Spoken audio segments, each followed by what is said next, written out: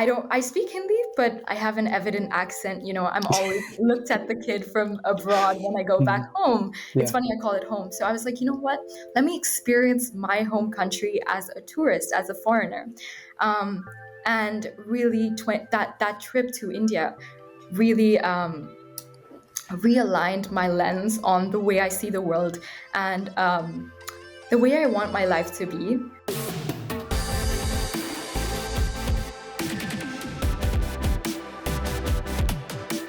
Hello, everyone. Welcome to the Experience Podcast. My name is Tejasva or Tex, and together, you and I are going to have amazing conversations with amazing people and learn so much through our experiences. This is a listener-supported podcast, so any level of Patreon subscription or one-time donation will be accepted with a lot of gratitude and used back to making this podcast experience even greater. In today's episode, I can't wait to welcome Ananya. We're going to be talking about how traveling and being in different environments can change the way we look at the world. But first, let's take a deep breath and close our eyes and reflect on the word lens. Maybe it's a feeling, a memory, a person, an environment, or whatever else may come to mind.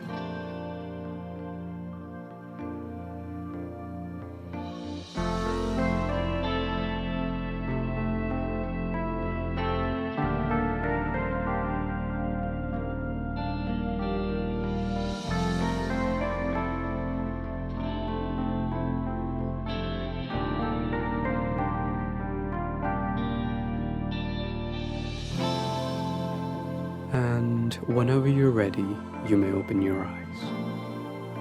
Keep this thought in mind, maybe write it down on a piece of paper, because we will come back to it later in the episode. If you're comfortable, we'd love to know what you thought of, so please do share with us in the comments below, or feel free to message us. Let's begin. Hello, everybody. Welcome back to the Experience Podcast. Today with us, we have the wonderful Ananya Mirchandani. So for those of you who don't know Ananya, she is a student at Imperial College London, and she studies geophysics over there. She was meant to go to MIT this year before some visa problems occurred, but hey, I think that's really awesome. She recently conducted her research on the future of sustainable mining, which proved to be very, very promising. All of this at such a young age. She's also a traveler, very intelligent, very, very knowledgeable, and is honestly one of the sweetest people I know. So, Ananya, how are you? And what have Hi. you been up to? That's so sweet of you to say. Thank you for that introduction. I am very good, thank you. Actually, on the note of travel, I've just reached London. I reached London yesterday and I'm Hmm. ready to resettle into my new life. Um, Summer has been exhausting, definitely with the research, and I completed a deadline yesterday, so I am stress free and ready to face the world again. Wow. So, is it safe to say that the new academic year, which what started today, Yes, but for has me, been good? almost a month ago, but But why was that the case? COVID caused some delays in our course, so our Okay. course coordinator had to reshuffle the modules around. So, you were doing a couple of modules from last year? Yes, one module all the way from last year. So Oh, wow. Was that stressful? very stressful. I had two really big deadlines. Hmm. Um, and I was traveling all at the same time, so definitely managing it was not a cup of tea, but we're on the other side now. Good. No, so tell us a little bit about that then. You were traveling, but at the same time, you had these deadlines. I think you were in some place in Europe, and then you went back to Dubai, and now you're back in London, and all of this happened in like a span of what, 2, 3 weeks or something? Yeah, so I think after I made the decision not to go to MIT due to the Hmm. visa complications, I decided I needed a break and just kind of getting out of my constant environment and comfort zone. So I just booked a ticket and I went to Greece with Okay. no plan what to do after. And while I was in Greece, I started this very exciting module, which actually was also all around the world. I studied about Antarctica, I studied about the Gulf of Mexico, and I studied about like the Dover Strait almost a million years ago. But yeah, I went to Greece and then I went to the Netherlands for a little bit. Yeah. And then I made my way back to Dubai. And now I am finally here in the UK after a grueling 3 weeks. Yeah. Wow. So, Ananya, how do you personally manage that? So, obviously, traveling to most people, when they think of traveling, they imagine really scenic views and a lot of like relaxing moments. But at the same time, you had these deadlines going on. So how did you manage the stress of both of them combined? I think I think you need to look at the flip side of the Hmm. coin. Okay. As soon as you coin the term stress, you introduce this new element in your life, which you constantly need to feed back to or reflect on. How am I Hmm. going to do this? How am I going to do that? Like immediately straight off the boat, traveling should not be stressful. As Hmm. in, it's not all scenic views. My first stop was Athens, and as beautiful as Greece looks in the photos, when you're in the city center and tugging a 30 kg bag through the streets as a woman traveler, it gets a little dirty. But Hmm. that said, I just, you set your priorities out straight. You think about and you reflect on the lessons that you will learn from all your experiences. And for me, that a lot of that is work, so my education, and a lot of that is travel. And once you do that, everything sort of becomes more clear.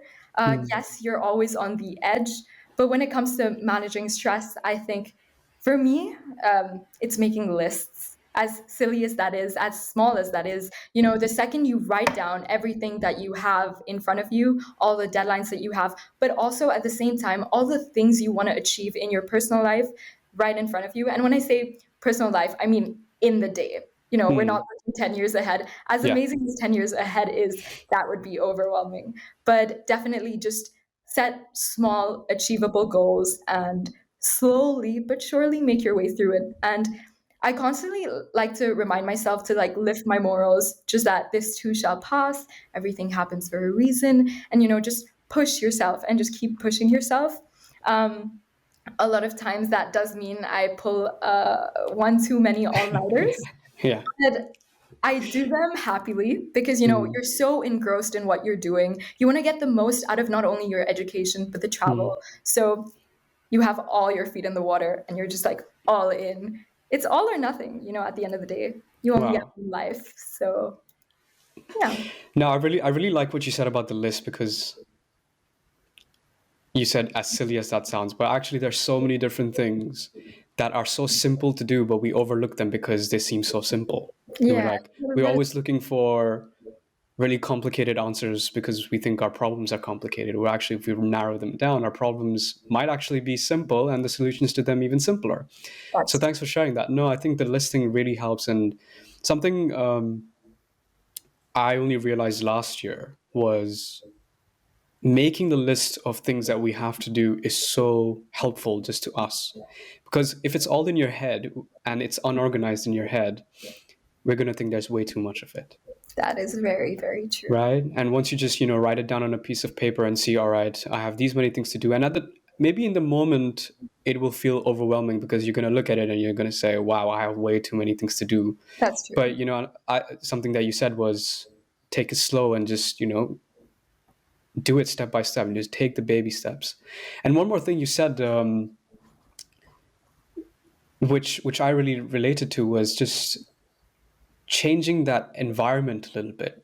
So last year, because of quarantine, I was just in my tiny room in London for almost the entire day, and I was already stressed out about so many other things. My final year project, job applications, which I was just getting constantly rejected by, most of them. Right. That one person just told me, "Why don't you just write all of this down? It's just going to help you." And I started doing this thing called bullet journaling. Um, and it's just a monthly planner but also a weekly planner, and you have 7 days of the week and you just write down what you want to accomplish and strike it out or cancel it or whatever accordingly. And since I made that a daily practice, everything else just sort of seems to Okay. fall into place Yeah, that's true. automatically, No, no, so it's crazy how much just writing things on a piece of paper can do for you. that's very true. Yeah. Although I Hmm. do understand that it can be overwhelming to take that first step, but you just need one person to push you. Just try it once and you just see where that goes. Yeah, for sure. And also the environment thing. I remember the moment I started going to cafes maybe for 2 to 3 hours a day at different cafes, exploring different types of coffee, or maybe going to like different experience centers where you can just sit down and study, was really, really helpful. And something I've experienced myself was, so that tiny room where most of my bad experiences happened while I was at uni, um, has just left this really negative feeling inside me. So like every time I was in that room, I'd automatically feel really negative, which was not good. So just stepping out of that environment and going to a different place, taking a few deep breaths really, really helped me. And also, I just wanted to share that, going back to India once a year used to always reset me. Unfortunately, that hasn't happened for 2 years, but we'll see. We'll see how that goes. So tell us what traveling does for you, Ananya. Well, firstly, I really hope you get to go to India soon because Yeah. reset is overdue for everyone. Hmm. But what traveling does for me is, again, reset, rejuvenate, Hmm. and re equip myself with knowledge about current affairs, about the world, about people, and like redirect my path with where I want to take my life. Um, I think in the many travels that I have been so very privileged to experience in my life, I've extracted some sort of new lesson from each one of them, whether it's from the people I meet or the experiences I have, both bad and good.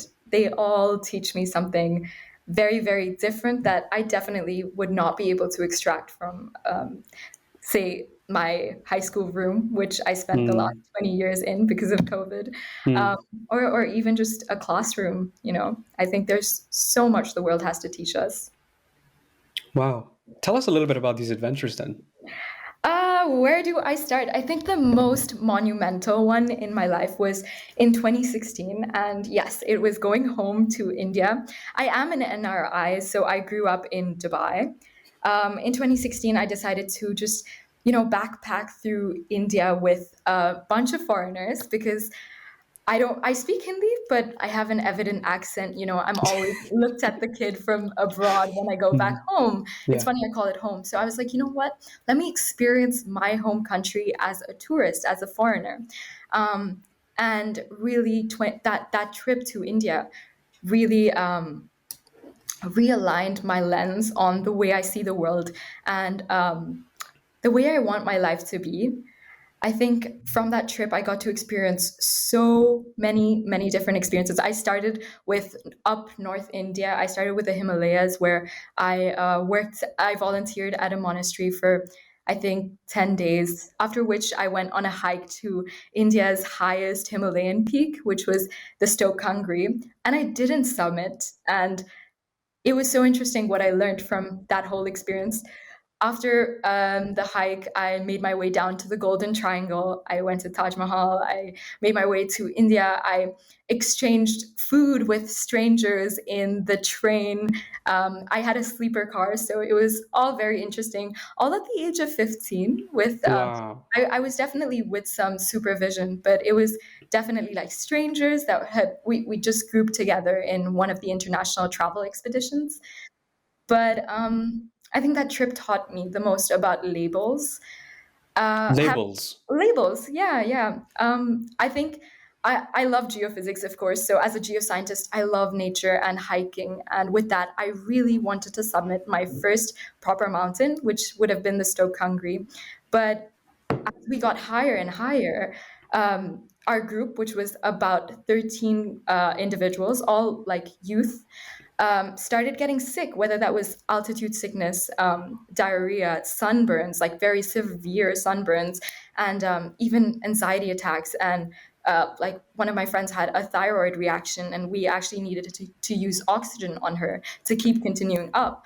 So we were just above base camp the night before we were supposed to summit, and we all collectively got into a room, and our leader just asked us to close our eyes and reflect on the situation and asked us questions. And the most important question was, do you want to submit? And if you want to, just raise your hand. And then the next question was, how would you feel submitting without the rest of your team? Because it was the question of, do we leave people behind and continue with our Hmm. goal, or do we all collectively go down? And it was unanimous, and the vote was everyone voted that we are not going to summit if that means leaving people behind.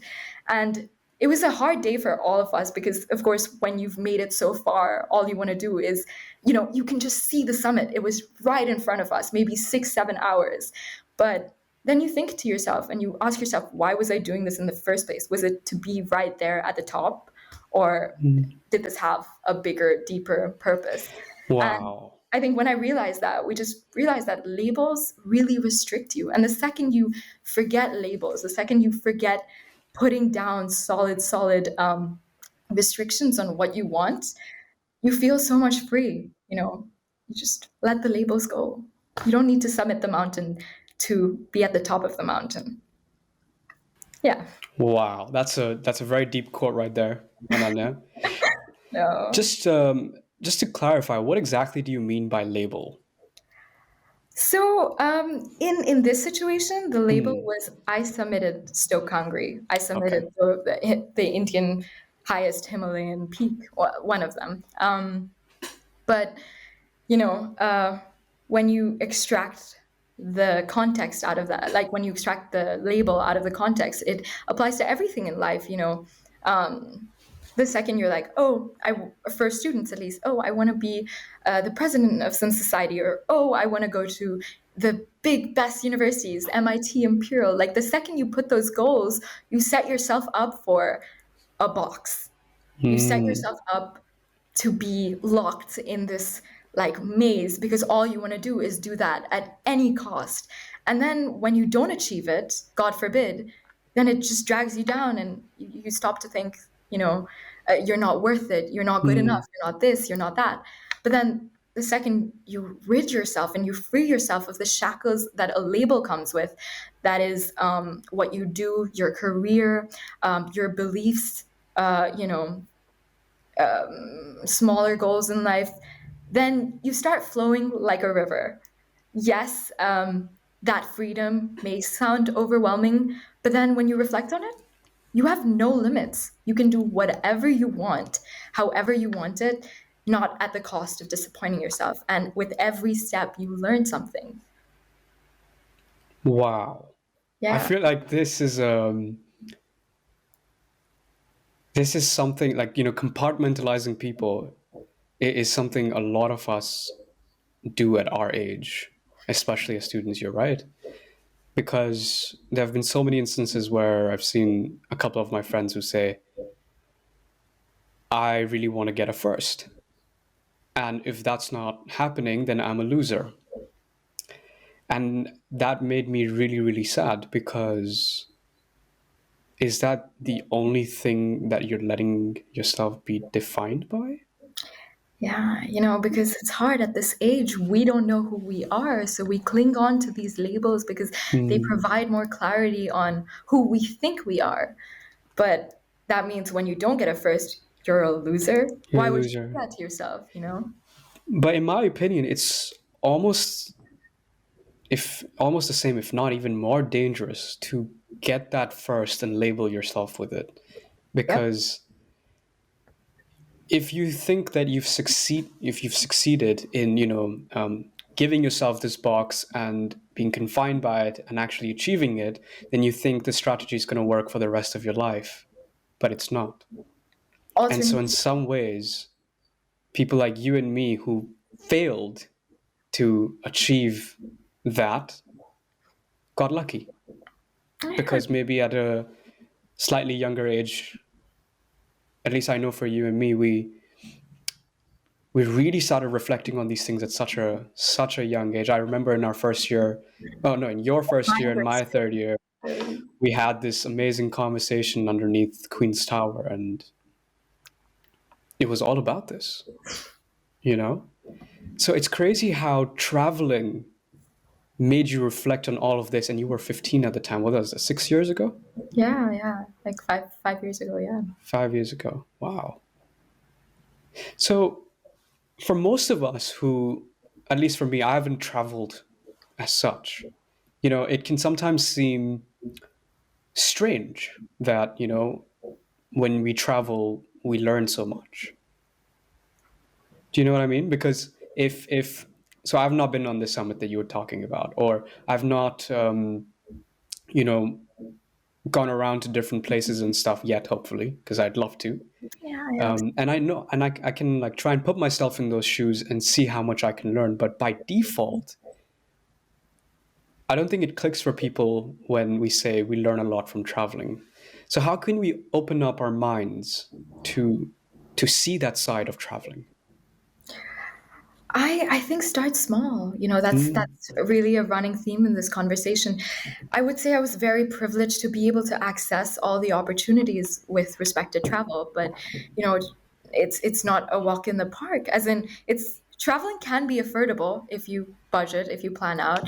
But I think the point I'm trying to get to is start small. Say yes to small things. Change things in your life. Step out of your comfort zone. Mm, Like for you, it was going to a cafe for 2, 3 hours a day. Go to a new cafe every other day.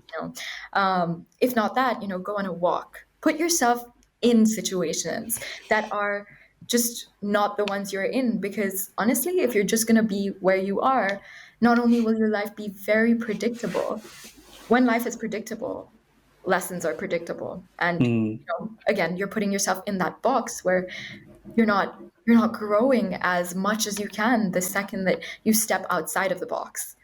But yeah, I think that's the first thing that people need to consider is how much can I grow in the way I'm leading my life right now? And, the easiest thing to change that is just go somewhere new. Just for a day, for an hour, go to the park near your house that you've been avoiding to go to. Yeah, check out that Indian restaurant right next to the station, talk to the owner, you yeah, know, yeah. try new experiences, and don't be limited by your finances because, it's that mentality that will stop you from growing. And it sounds counterintuitive, but really not. The more you invest, not money, your time in traveling, the more you get back in not only time, but money. Mm, Because, wow. you set these goals, you're like, I want a lifestyle where I can achieve this, this, this. I want a lifestyle that's rich with people, with experiences, with stories that when you're 60, 70, you have a world full of stories to share with people. And, to be like, I lived. I Yeah, lived. yeah. I am ready to go because I lived every moment. That's cheesy, but No, that is beautiful, is what I was going to say. And you've made me reflect. I know I literally said a few minutes ago that I've not been traveling, but the way you've described it, you I have been. have been traveling, Yeah. and I think that is crazy because, again, I think you and I are really similar in this way that we really love engaging in conversations with people.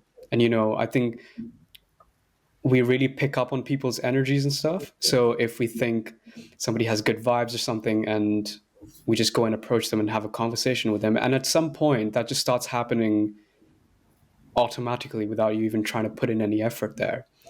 And so, like you said, going to this Indian restaurant and talking to the owner, when most people, like, sometimes I went out with friends and we went to this Indian restaurant, I remember, and there was this one guy in that restaurant who I would always end up meeting. And so when I told him, hey, I'm leaving London, he said, why? Why are you leaving us? It's this really beautiful moment, and we had a nice hug and everything. It was this beautiful moment that you end up making these amazing relationships in places you never expected. Not at all, no. It's a really crazy feeling. Another thing I want that you made me reflect on is actually when I was younger, my dad used to travel a lot on Hmm. his official job and stuff. So I used to go a lot, and I remember once I asked him, I was like, "Isn't it scary, like to pick up a passport and a boarding pass? Like, what if you forget one of the things at home? What happens?" I think I was like 7 or 8 when I asked this question to him. And he just sort of giggled. He said, I don't remember what he said, but I remember having this fear. I was like, oh, what if you forget your documents or something? And then I was 16 years old and I did my first solo travel because, I had to go to Bangalore for my internship and come back. And then I started traveling to the UK because at 16 I came to the UK. So I was traveling alone. And a few years later, I reflected on that moment of asking my dad and I said, I'm doing that now, you know? And it was was a really deep and reflective moment, because sometimes when you look up to somebody, like I look up to my dad a lot, obviously, but when you really look up to someone and you're like, oh, I wonder what they're going through, like in both positive and negative sense. And a few years later, you don't even realize it, but you are going through something similar, and then you get to relate. I just thought I'd share that because it's a deep reflection. But yeah, No, I appreciate it. I think we all are honestly on the same path of life, just in different stages, experiencing it hmm, slightly differently. But, the second you put yourself out there in those situations, or the second you grow up to be in those situations, the puzzle pieces start coming together. You understand people at a more deeper level. You understand worlds and experiences in such a new light, and yourself, of course, in a new light. wow. Yeah. So you talked about your India travels. Tell us about where where else have you been, and if any of them had any other deep, meaningful, like things that made you reflect and change as a person. It's very hard to narrow down my travels. Hmm. It would be easier for me to tell you the countries I have not been to than the countries I Okay, have been to. let's go. Uh, no. Continent-wise, I have not been to Antarctica, sadly, but I've also not been to Australia and South America. So there is that. Although, with respect to my travels, something that sticks out right now, just because I was talking to a friend about it just earlier today, was my trip to Nepal. So Hmm. I went to Nepal for a week to stay with a family, and it was almost like a small exchange service trip. But when I was there, I was in this family of there were three girls and like three daughters the parents had, and they lived on a big farm. They were farmers right at the border of Nepal, and the place we lived at was a two-bedroom. But when I say two-bedroom, there was no doors, there was no tiling. Um, there was no toilet. It was very, very, very interesting. So this family Wow. too, the roof was also almost the equivalent of a fiberglass sort of metallic covering. And when I was there, I had taken the girls' room and the girls were sleeping with their parents. And in this room, I was just on a basic, very like a traditional bed, which is just wood and string. And then I just had a mosquito net on top of me, like an insect net. And Yeah. that was the home, which was very new for me because, both the rooms looked alike. The walls were not even cemented, it was just partially bricked. And, from that experience, I stayed with them a week, and throughout that whole week, there was not a single shortage I had. The only shortage we had was the electrical shortage, where the village didn't receive light on certain days of the week because there was a saving scheme in that area. But when I look back at the experience, the one thing that I learned from that was the control you have over what you can give. When I say that, I mean in those 7 days that I was with that family, they gave me everything, like their time, their love, every resource they had, and they did it without expecting anything back. For me, that was very, very new because when you grow up in a city, it's arguable, but a lot of people are always out to get you. Uh, Very transactional. Yeah. Very, very transactional. You do this, I do this for you. But Hmm. in that situation, I had nothing to give to them. I had a luggage and myself. So I think with them, I started to stop and reflect about one, how many things you actually need in life. That Wow. house is empty. They didn't even have doors. Maybe we don't need doors in life. I personally think we do need doors in life, metaphorically at least. Yeah. But Yeah. no, but when you live life simply, I think you break down that barrier of the whole transactional relationship. And I don't think I would have ever been able to experience that if I didn't remove myself from a city situation. Being a city girl, I'm always in cities. I'm always in rooms with doors. Hmm. So having a change of scene really allowed me to stop and be like, give to the world, because what will happen? What will happen if you forget your passport? What will happen if you give someone a little bit extra?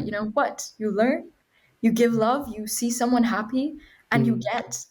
But transactional relationships should remain at that. I give you happiness, you give me happiness, and nothing material with that. Time and simplicity to life. So that's one of my few lessons that I've learned. That is so amazing. Yeah, There's in the spirituality I follow, our core, they say that our core is to love and be loved. And as far as I can see, any relationship that is transactional, the element of love is covered. You can't be selfless if you're in a transactional relationship. And I'm not talking about romantic relationships. I'm talking about any relationship, whether it be friends, your family, your significant other, even with yourself, to be honest. Whenever you're keeping things transactional, you're limiting yourself, in my opinion. And this is something we all go through, and we have to make a conscious effort to make sure that we don't continue doing this. And it can be very hard because, like you said, I mean, all of us, are brought up in a certain way to by default think this way. But when you sort of knock on that door, you say, okay, we need to open this particular door and close that one. I think life, in my opinion, starts getting a lot better. So Ananya, what were you doing in Nepal anyways? I was on a trip to help build a school. We went to a small village in Thangari, like that was the region name. You know what was so interesting? I just thought of it right now, just because of this idea of globalization. I was in such a small place. I doubt you're going to find it on like a printed map, Okay. but you can Google Maps it. When I went there, there was a Rotaract sign. I don't know if you know Rotaract. It's a organization that works on like development in communities. And yeah, I was very, very surprised to see an imprint of such an organization in such a small part of Nepal. But yes, I was building a school with some of my friends from school. Wow. And how old were you? This was when I was 16. Wow. Yeah, 16. I mean, what I really like about you, Ananya, is every single trip you've mentioned so far, you were there for a reason. And I just think every time I've spoken to somebody who went to any of these places to volunteer, and they weren't even getting paid, just to even volunteer, that ended up being such a memorable experience for them. I have a lot of opinions on this topic, actually, just Go because, on.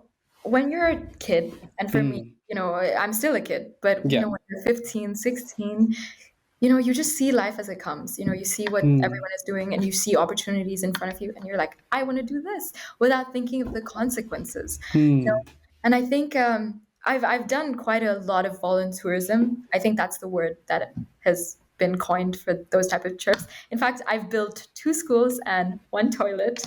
Fun fact. And my toilet was Congratulations. used by Dalai Lama, like his respectful Dalai Lama, and Salman Khan. So Wow.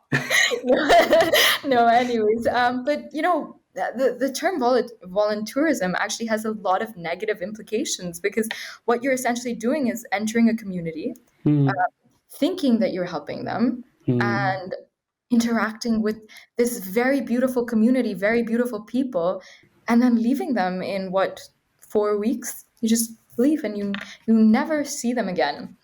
Of course, me personally, I've stayed in touch with a lot of people from some of my travels. Definitely the monastery that I volunteered at, I follow them on Facebook, and the occasional one of the monks, we just exchange messages occasionally. But,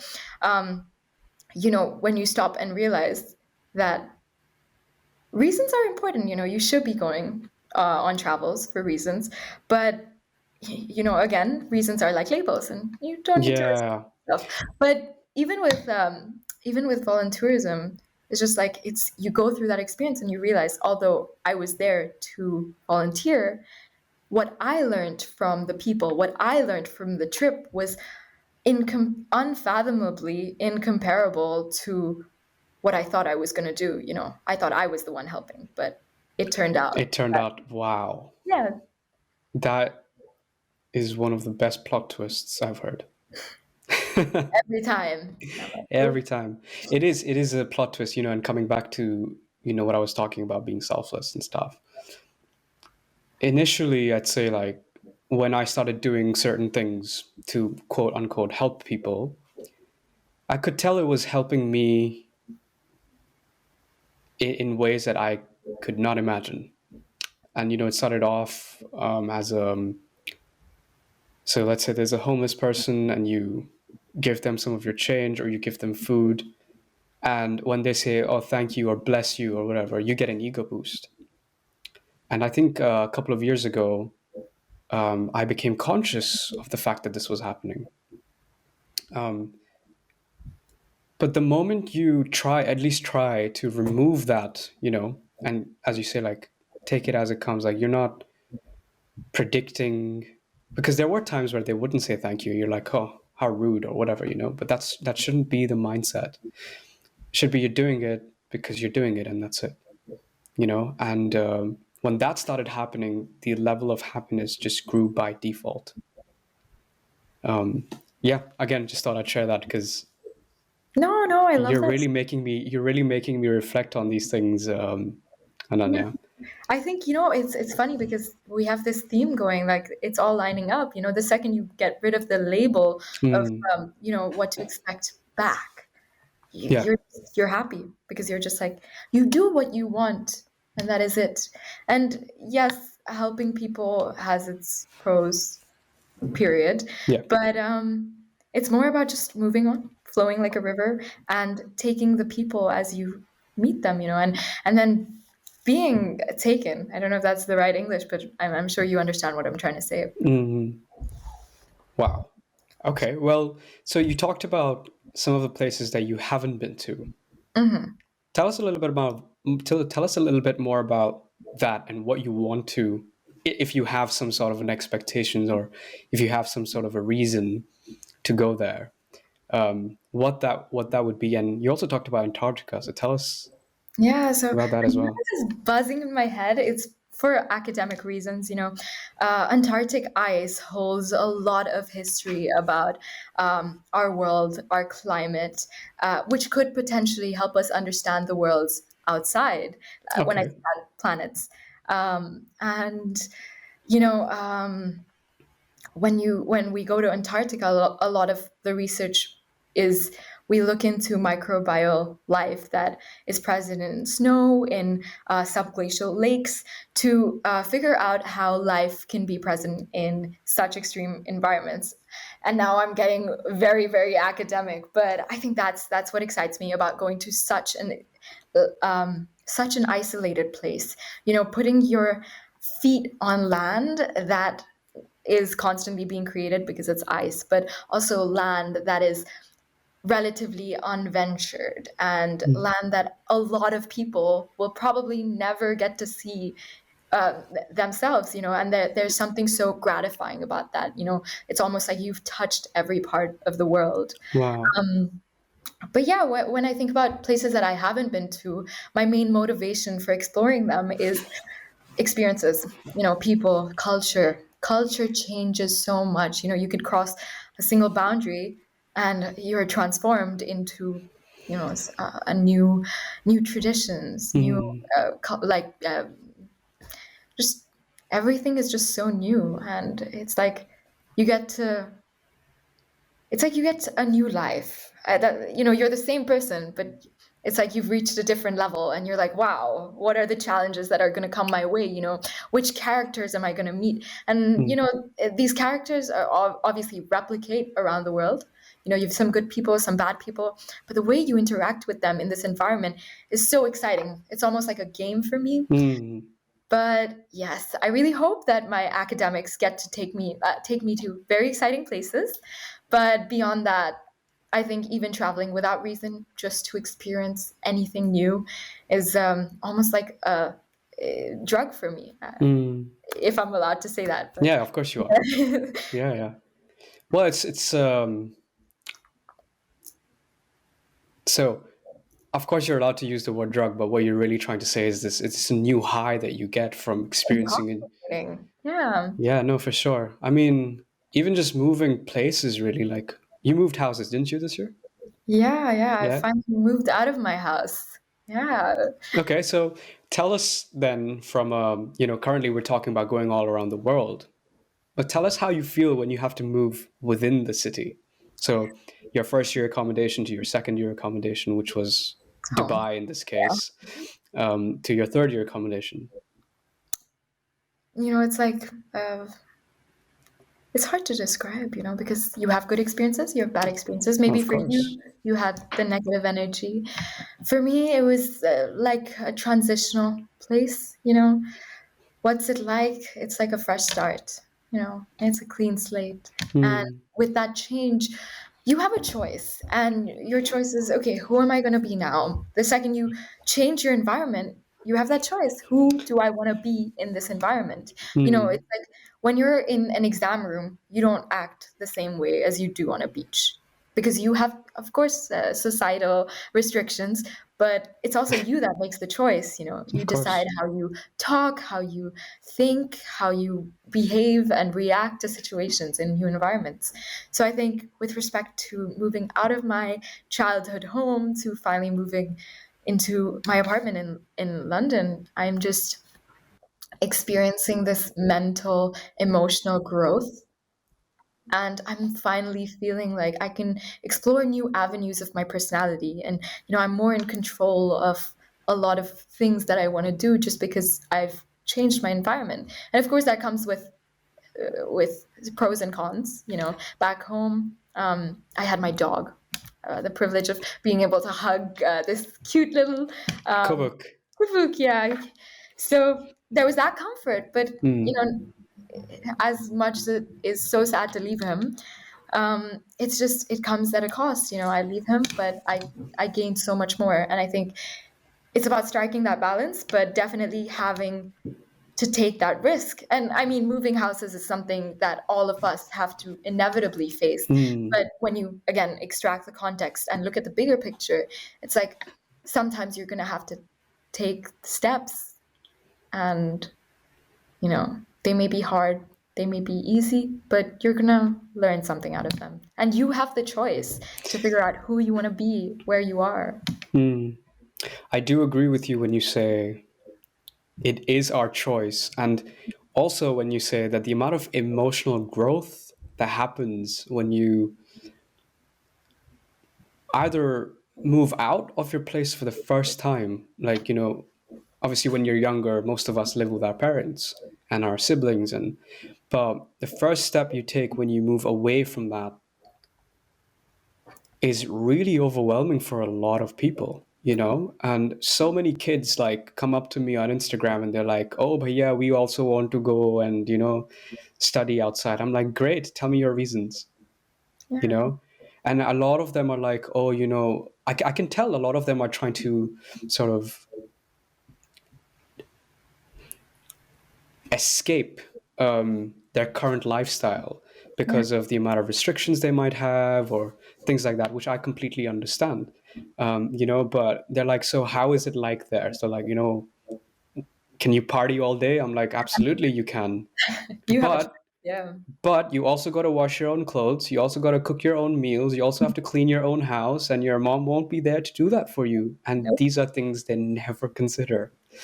But it's always nice to tell them that I'm not saying this to Scare them. scare them, but I'm saying this as a point of growth and learning opportunity, because it is indeed a step outside of your comfort zone, Yeah. you Definitely. know? And a lot of us maybe at the time don't realize it, but we're Yeah. growing so much mentally, No. because now you're in charge of your own stuff and your finances. That was a big one for me. Like, I just had But no idea how to deal with finances when I was younger. we learn. We learn. But Yeah, yeah, but we did learn. Tex, I realize you've had the big move lately. How I are you did. finding your big move? Oh, thank you for asking. I love it. Honestly, I was living in this sort of Harry Potter kind of situation in London because my room was just big enough to be considered legal as a room to be Oh, rented out. So, I mean, I wasn't living under the stairs, guys, don't worry, but I did have a tiny room, and my cupboard was inside the wall. Um, and it was really good. I really didn't mind it, to be honest. But when I moved places, and obviously now I'm in Manchester and I have a job and I'm renting out of my own money, I made sure I got a place that was open, and when I say open, I mean minimal furniture, so that at least I have room to walk around because I didn't in my previous room, mm, you know. And the amount of mental clarity that gives you just being in a environment that has openness, like the ceilings are high, the lighting's good, all of these things are very, very subtle, but they do make a big difference if you're paying attention to it. And it's honestly, I feel amazing. I'm You know, so happy to I hear. feel amazing. And it's not something I know. A lot of people look at me and they say, "Oh, this guy's always happy. This guy's always positive." I get this a lot, but that's not the case. No, it, I mean, it is a conscious decision that one has to make. Again, coming back to it is our choice to be happy. yeah, Um, but when I was in London, I don't know, it sort of felt like coming back to the city atmosphere that we were also talking about. yeah, London's an amazing city. Honestly, there are so many different types of people that you can meet, and some amazing relationships you can form. But we also have to be a little careful. yeah. London is incredibly fast paced, and I found it difficult at times to slow down. And you can tell by the way, the speed at which people walk. That's true. You know, so when I moved to Manchester, I instantly felt like the air was a little bit Lighter. lighter. Mm. Wow, look at that. That was amazing. Yeah, It no, was no. lighter. And this sort of pressure that you have, if you practice mindfulness, there's this thing called body scanning, where you mentally just go from your head to your feet very slowly and just take note of how that particular part of your body feels. And most of the time, if we pay attention, our shoulders feel very dense, very, Me right um, now. and that's why people always say, just, take a deep breath and roll your shoulders back and just, that automatically started happening for me. And I think it was definitely, my uni life was finished. I was starting a new job. I had a few months off where I could just literally focus on, making these podcasts and making my music and doing all the creative things that I've been trying to do for years, but never had the time to do. So, Fine. Yeah. yeah, I feel amazing. Thank you for asking I'm that. so happy to hear it. Honestly, makes me so happy. I think you touched on some really, really important points. Yeah. Mm, definitely. I mean, how's your new place? So I'm currently in between places, Uh but oh. if it's with respect to London, I'm definitely feeling the city air. Hmm. Today, something sad happened. Oh no. I walked by someone and I smiled at them, and they did not smile back. Yeah.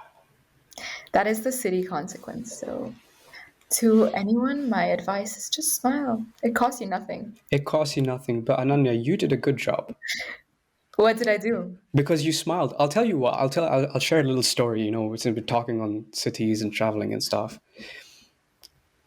I think by the end of my second year or starting of my third year, when I started getting spiritual, I started looking at people's faces very attentively, and that freaks people out sometimes, but that's okay. I'll have to stop doing that a little bit. But I started noticing people's expressions, random people on the street, and most people had this face, you know or like if you're 8 o'clock in the morning in the tube, which is underground or metro depending on where you're from, they were like this, Yeah. and it's a subconscious inevitability that this is happening to people. Yeah. um, at which point I was like, how about we do the smiling, Yeah. let's just try. And I made a conscious effort that if I was just there, I'd put on some happy music, which would make me smile. You know, 'cause you just music does that for me. You know, music does that for a lot of A people. lot of people, yeah, that's true. So even if I was the one smiling at people and they weren't smiling back, or they thought I was a creep or whatever, you never know, it would have made somebody's day. You don't know, You yeah. never know. And this is why I say, like, you never know the impact that you have on other people. That's true. You know, you may be like, I remember it was a bit silly, but end of fourth year, I was going to uni, and there was a woman outside her flat, and she was crying. She was like sobbing and crying. This was like 9 o'clock in the morning, and I said, "Hey, is everything okay?" And then she said, "No, da da da." We spoke for 5 minutes. I said, "Is there anything I can do for you?" She said, "No." And then I said, "I have a vegan very berry croissant with me. Would you like to have it?" She said, "Okay." And then I just gave that to her, and she said, "Thank you for just talking." Yeah, no, no. And this also comes back to when you were talking about just go up to people and talk to them. Like, what's the worst thing that could happen? And No, that's Ananya, I did this to you. I don't know if you yeah, remember yeah, this. no, no, no. I I did today this to I you. crossed the same place I first met you, so it was very, very nice. Um, but no, Tex, I agree with you. I think it's so very important. When you talk about people that are down, in the metro or don't have that happy face on them, sadly they're just victims of their consequences. Hmm. Not everyone has the privilege of even having aspirations in life, because it's not about, oh, which college am I going to go to. It's get to work, supply, provide for my family, make sure my family is doing this, make sure, and then they die, because it's the shackles that society has on us. It's very, very sad. But then, you know what, smiling does change it. And then the second you have a conversation with them, you sometimes realize this, all people want to do is talk. Yes, arguable, some people love their personal space, we respect that, we stick with a smile. But a simple hi doesn't hurt. And yes, be careful, our parents did tell us, teach us, never speak to strangers. But with a grain of salt, we approach people when we think that it's obviously appropriate, like you did with the woman. And I'm sure with every little experience you have, you make a difference in the smallest way. And that's again an ego boost, but for me it's happy. You give happy energy in the world, and the world will give you happy energy. Definitely. So as a final sort of remark before we go, Ananya, what do you think people can do to get out of this shackle of society? Obviously, if you're listening to this podcast, congratulations, you're already in the On the right path. step. Yeah, Yeah. yeah, good for it. No, I'm just joking. But what I'm trying to say is you're taking an initiative to even, you know, not just this podcast, but is if there's anything in life that you're doing to, make yourself a better person, become happier. And I don't mean in like unnatural ways. I do mean in naturally more ways that you're trying to be happy. But Ananya, what can some people do? What are the ways that people can come out of these shackles? Honestly, yeah, the ways will be determined by you, because Ooh, ooh. everyone has their personal journey. Hmm. But in the wise words of whoever wrote the motto for Nike, just do it. Just do it. Just do it. You don't realize how unpredictable life is, especially with COVID. I've seen quite a lot of people pass away or Hmm. experience loss in their personal lives, and it's just terrifying. You could die at the prime age of 20, 21, and what's the fun of passing away with so many things left inside that you want to do? If you want to do something, just do it. And definitely, travel is not as accessible as I hoped it would be, Hmm. but you want to start a podcast. You want to go on a walk. Don't postpone things. Hmm. As impractical as that may be in life, always remember, it's not selfish to put yourself first. Your mental health, your priorities, your happiness matters the most, because the second that you are happy, you are radiating happiness to those around you. 100%. Put yourself first, just do it, and say yes. Life will go on. Lose your passport, learn from it. But Lose yeah, your passports. That did happen to me, by the way.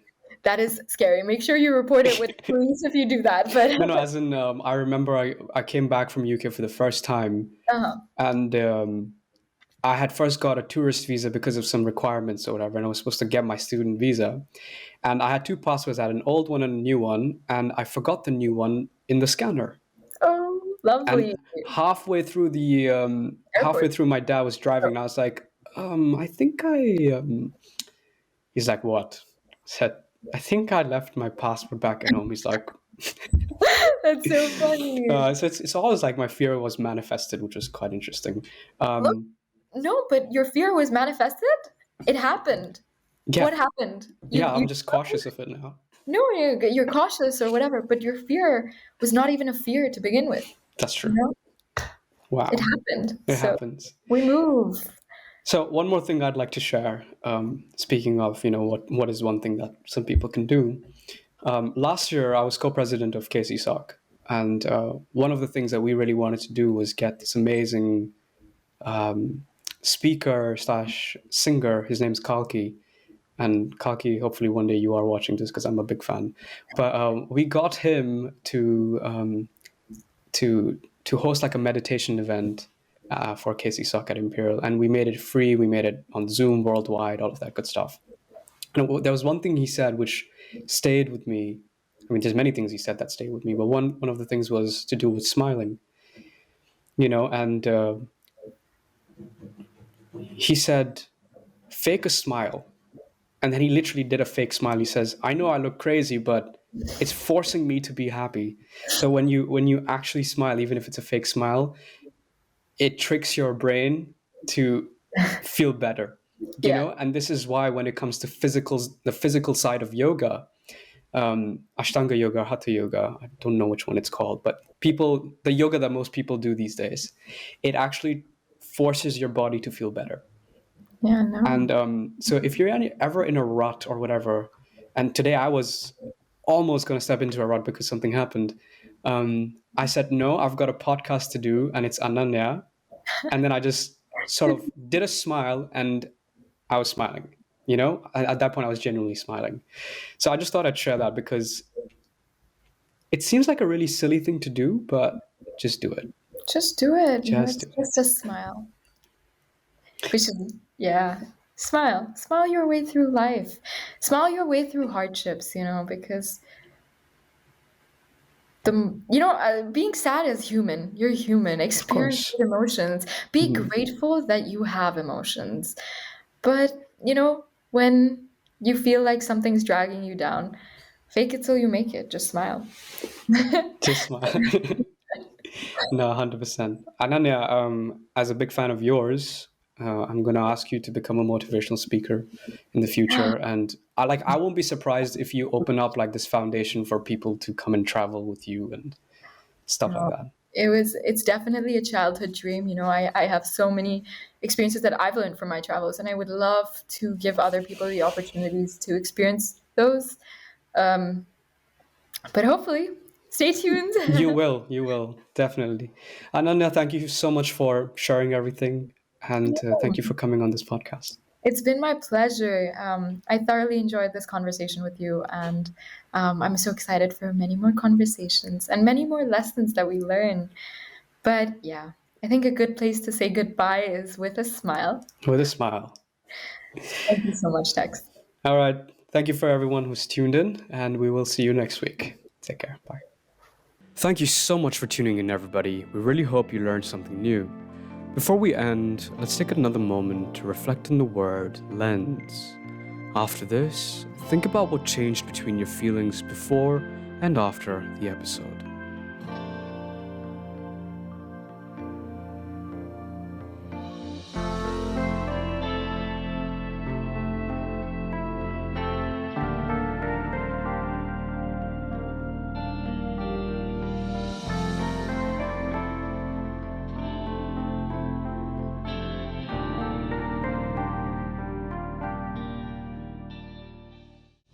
This podcast was created so we can listen to all our stories and learn from each other because there's so much that we all experience in our individual journeys.